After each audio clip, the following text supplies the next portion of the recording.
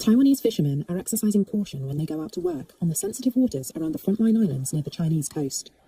They say they are worried about rising tensions after 2 Chinese nationals died during a chase with Taiwan's Coast Guard.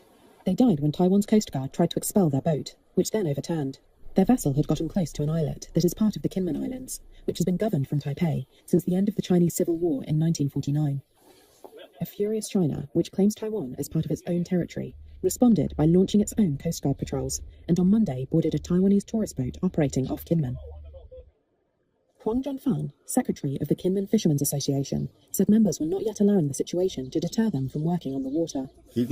After this incident, fishermen will still be psychologically affected to an extent when they go out to sea. But according to our statistics in the past few days, the number of boats heading out to sea has in fact been normal. If the fishery administration fleet on the mainland comes out, this behavior will cause some pressure on our fishermen while working at sea. They will be afraid because of this. After this incident, the fear of this matter extends to the work of our ordinary fishing boats, which will cause them a lot of stress. Kinmen is home to around 100,000 people. It also hosts a large Taiwanese military garrison, just a short boat ride from the Chinese cities of Xiamen and Chenzhou. Taiwan's Coast Guard patrols its waters, and several of Kinmen's surrounding islets are heavily fortified and mostly off limits to civilians, including Beiding, the islet where the Chinese boat was overturned. China last week said it recognizes no banned or restricted waters for fishermen around Kinmen. Kinmen was the scene of sometimes intense fighting between Taiwanese and Chinese forces during the height of the Cold War, but is today a popular holiday destination, with many tourists drawn to its old bunkers and bullet-pocked wartime sites.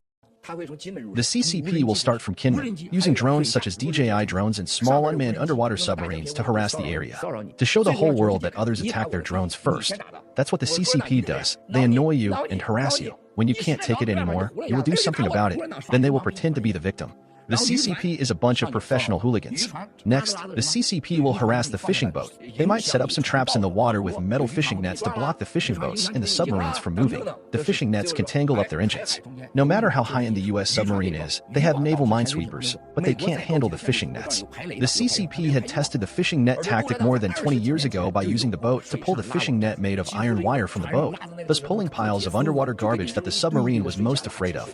All the CCP's war tactics in the Taiwan Strait are like using hammers to fight machine guns. They will make you use up all your bullets first. The CCP doesn't care if anyone dies, it relies on the rogue strategy.